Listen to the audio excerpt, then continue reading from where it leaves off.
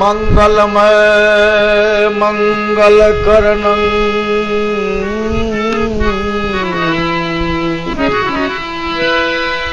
मंगलमय मंगलकरणं मंगलरूप कबीर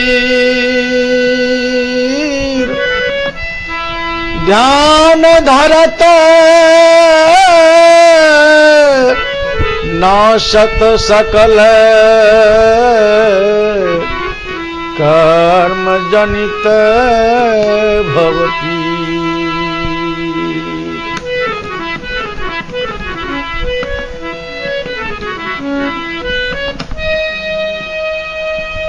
सदगुरु तुम दयालु हो,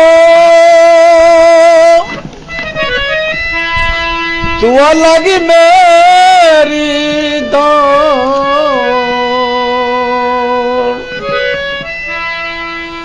जैसे कागज जहाज के सूझे और रुपया पैसा भी खर्चा करना पड़ता है, ब्लड खर्चा ले जाना पड़ता है, शरीर को थकाना पड़ता है, थकावट आती है। और मिलेंगे कौन? पटकते सिर वहां जाके जहां पत्थर और पानी है। सब जगह पत्थर और पानी है। जितने भी तीर्थ है, हिंदू का या मुसलमान को, सब जगह पत्थर और पानी है। फिर भी कहते तीर्थ कैसे एक फल। वहां जाओगे तो मात्र एक फल मिलेगा, वह भी तुरंत नहीं मिलेगा, बहुत कालांतर के बाद। और उसमें भी शर्त है, तीर्थ गए 3 जना, चित्त चंचल मन चोर, एको पाप न काटिया, लादिन मन 10 और। सच्चे दिल से जाओगे तो एक फल, मन में को विचार लेकर जाओगे एक भी फल नहीं मिलेगा। और 10 इंद्रिया में 10 पाप लाद कराओगे। और साधु मिले फल 4, साधु के मिलने से 4 फल। रामचरितमानस में गोस्वामी तुलसी बाबा लिखा, सुनी समझहि जन मुदित मन, मज्जह अति अनुराग, अल्लाह ही 4 फल, अछत तनु, साधु समाज परियार। साधु समाज रूपी परियाग में डुबकी लगाने से 4 फल की प्राप्ति होती है। दरस परस मज्जन और पाना, हर पाप का वेद पुराना। साधु के दर्शन करने से, उनके अमृत वाणी सुनने से, चरण स्पर्श करने से, प्रसादी लेने से 4 फल की प्राप्ति होती है। यह 4 फल कहीं अन्यत्र नहीं मिलने वाला है। इसलिए साधु का महात्म सब जगह बखान किया गया है। श्री राम ने माता सबरी से कहा, माता सबरी कल्याण चाहती हो तो प्रथम भगति संतन कर संगा, साधु से सत्संग करो, हमसे ज्यादा साधु का सत्कार करो। विचार कीजिए, चारों वर्ण में संत है ऊंचा। ये ब्राह्मण क्षत्रिय वैश्य शूद्र जो संसार में है, सब में कहते साधु जो है सर्वोपरि होता है। साधु से बढ़कर संसार में कोई देवता नहीं होते। इसलिए पुण्य पुण्य बिनो मिले न संता। जब तक मानव को पुण्य का पुण्य जमा नहीं होता, साधु के दर्शन नहीं होते हैं। इसे साधु के समाज मिले बर भागा, बहुत सौभाग्य से साधु का समाज संत के दर्शन होते हैं। इसलिए हम सब अपने को धन्य समझे। आज महाशिवरात्रि के महोत्सव में लोग डूबे हुए हैं और कलश यात्रा जगह जगह कर रहे हैं। उसे मिलेगा क्या? कुछ भी मिलने वाला नहीं है। ये भेड़िया दशान है संसार, समझ नहीं पा रहे हैं ये महाशिवरात्रि क्या है। ये महाशिवरात्रि आज ही के दिन शिव और पार्वती की शादी हुई थी। इस उपलक्ष्य में लोग मनाते हैं। ऐसा कहा गया है आज ही के दिन समुद्र मंथन में महादेव को विष का घड़ा मिला था, तो समाज के कल्याण के लिए विष के घड़ा को पी गए, इससे उसका कंठ नीला पड़ गया। तो समाज के कल्याण के लिए, तो समाज का कल्याण कैसे हो, हमारा कल्याण कैसे हो? पार्वती मैया पूछती है महादेव से, मानव का कल्याण कैसे होगा? तो उन्होंने कहा, कहो उमा में अनुभव अपना, असत हरि भजन जगत सब सपना। कल्याण होगा हरि के भजन से। ये हरि कौन है? तो बंदो गुरुपद कंज कृपा सिद्ध रूप हरि। मानव के रूप में जो सच्चे पक्के संत गुरु है वही वास्तविक हरि है। इसलिए लोग हल्ला करता है, जागा महादेव जगावा महादेव। और महादेव स्वयं कहा, बिना गुरु से किसी का वार होने वाला नहीं है।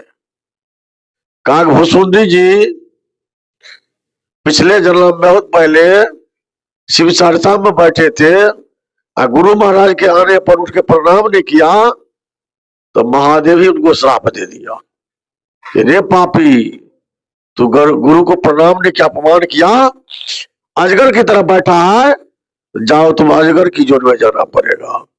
एक जन्म किया, हजारों जन्म तक विशाल गाछ के खोटर में सांप बनकर आना पड़ेगा। विचार करो।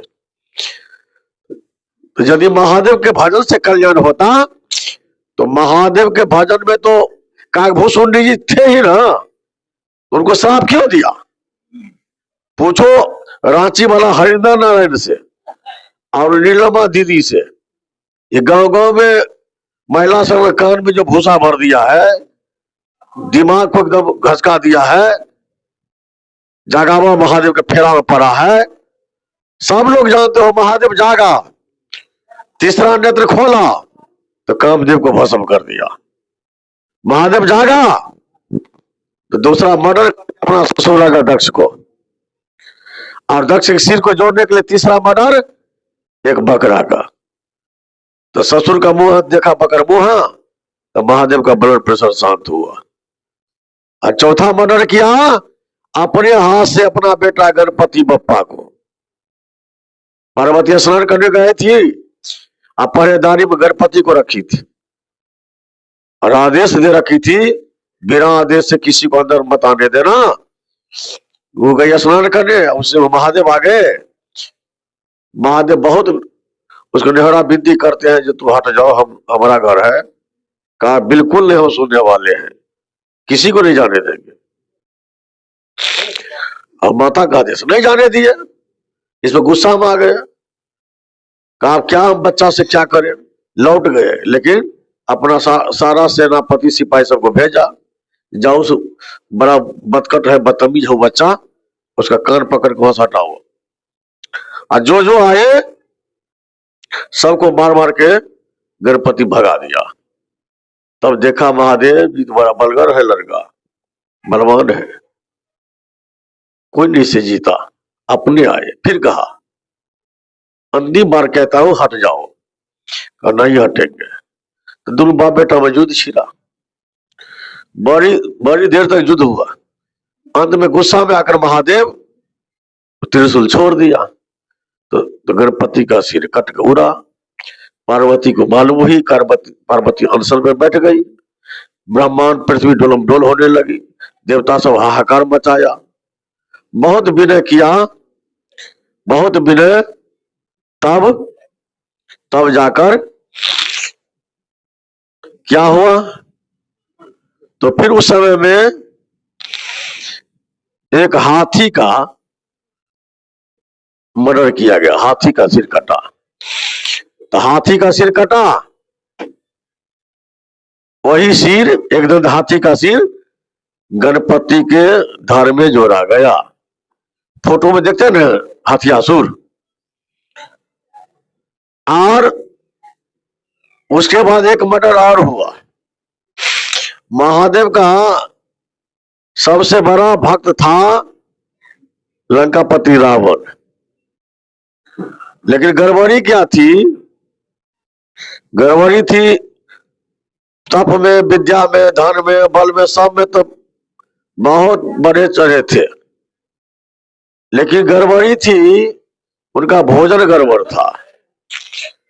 तो जिसका भोजन गड़बड़ होता है तो विचार गड़बड़ होता है, विचार गड़बड़ हुआ तो व्यवहार गड़बड़ हुआ। पंचवटी से सीता मैया को अपहरण करके ले गया, अधर्म धन बल सर्वनाश हो गया, महादेव बचा नहीं सके। इसलिए आकाश भूसुंडी के बारे में सुना ही है। तो जो हल्ला करते हो, महादेव को जगाते हो, तो पहले तो अपने भोजन में सुधार करो। मीट मांस बकरा बकरी अंडा खाते हो, शराब पीते हो, अब महादेव को जगाने चलते हो, तो महादेव आपको बख्शेंगे नहीं।